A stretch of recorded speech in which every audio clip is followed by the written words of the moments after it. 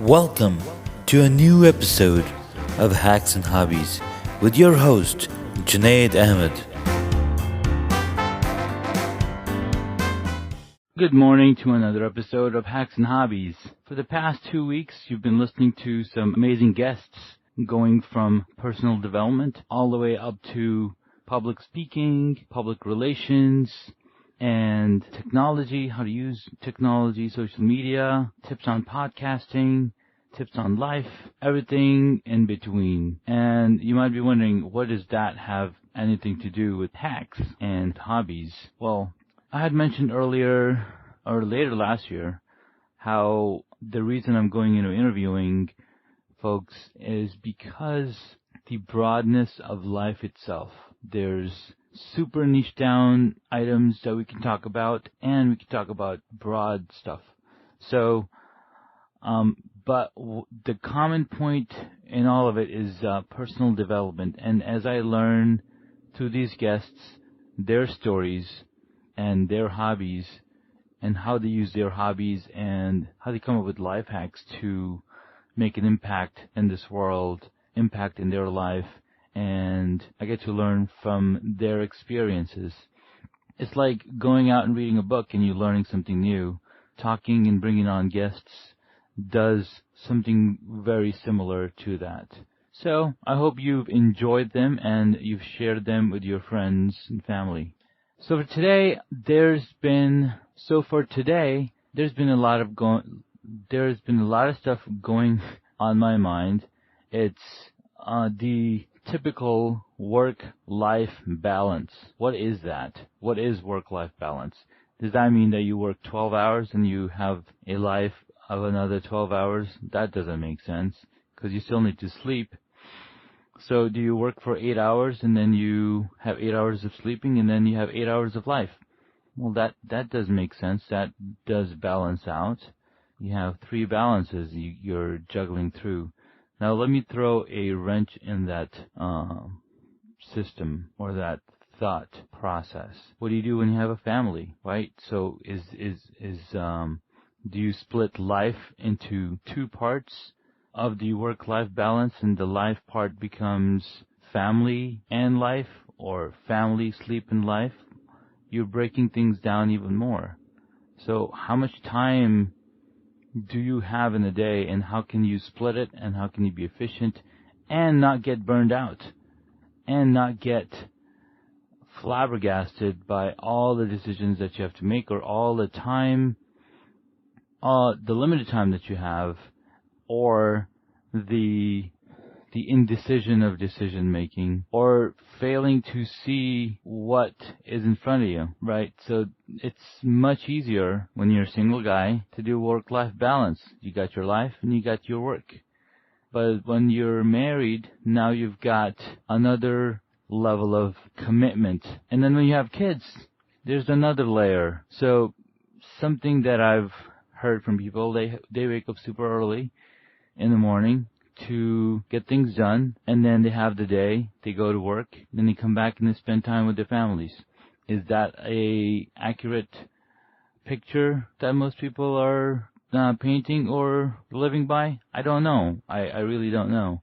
But it's a common issue. It's a big issue, and if I am to continue to post episodes and post podcast episodes on here, well, it's going to be harder, given how much time I really do have. And that's one of the reasons why I've chosen to record episodes during my commute to the office, because that is 1 hour or 2 hours in my day that I have uninterrupted, sometimes interrupted by traffic. But it's the time that I have that I can actually reflect upon what's going on inside my head. Sometimes I don't want to do that. Sometimes I just turn on the music and blast it so I can numb my feelings. Is that a proper way to go? I don't know. Do I have mental health issues? I don't know. Maybe I do. Maybe I don't. It's a cycle that we all go through. It's a cycle that we all have to face and all have to realize what we're giving up versus what we're gaining, and how do you define these things? Work is a commitment that you make, and that is a commitment that you've got to follow through. That is something that is paying you to have the life that you want, right? But then there's entrepreneurs, there's speakers and experts and YouTubers and all these celebrities, status people, individuals that made a totally different choice on how they want to live their life.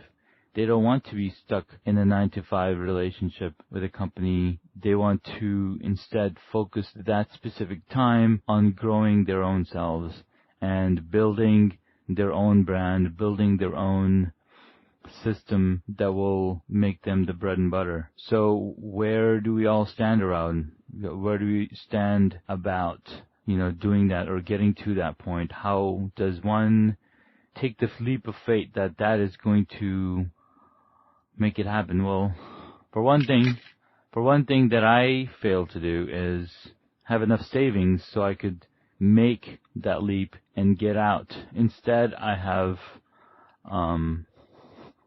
simply accumulated more experience for less savings, if that makes any sense.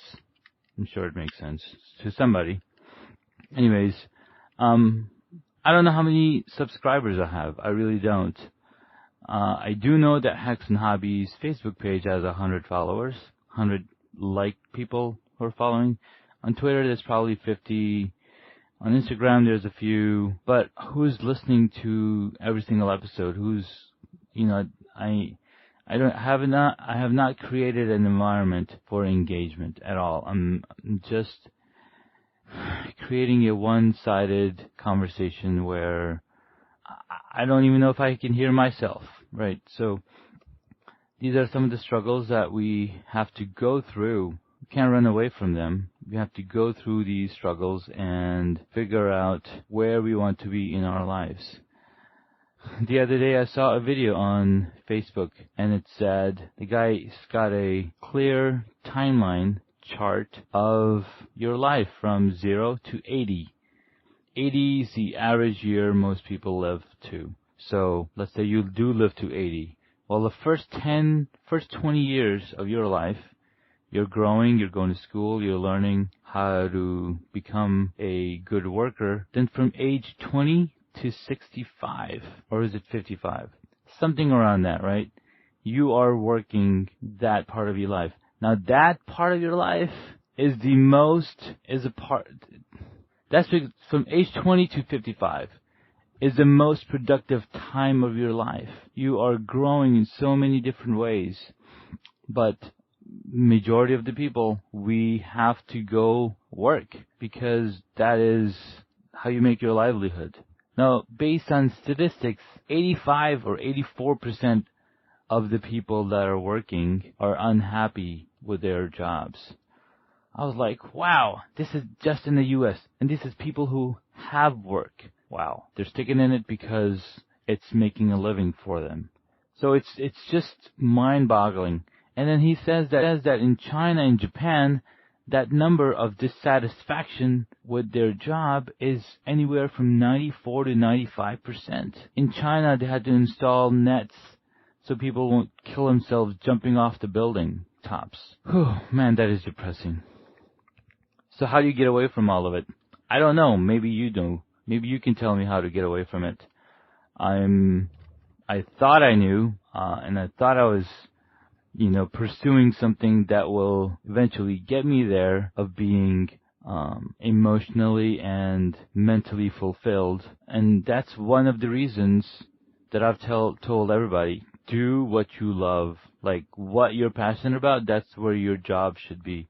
So maybe the 15% that are enjoying the job that they're doing are doing what they're passionate about. Does that make sense? Yeah, absolutely. So maybe we need to find those 15% people and find out what they're doing and figure it out. And maybe that's what we do. What do you think? If you find this little conversation helpful, or if you know ways that will help, please reach out to me. You can reach me through Twitter, Facebook, Instagram, LinkedIn, email, you name it. Email is junaid@hacksandhobbies.com, and Hacks and Hobbies on all other social media. I would love to hear your thoughts, hear what you think. You can even leave me a message on Anchor through the Anchor app. If you're subscribed to my podcast through the Anchor app, you can leave a message. Otherwise, you can contact me through the different social medias. What do you think of these things?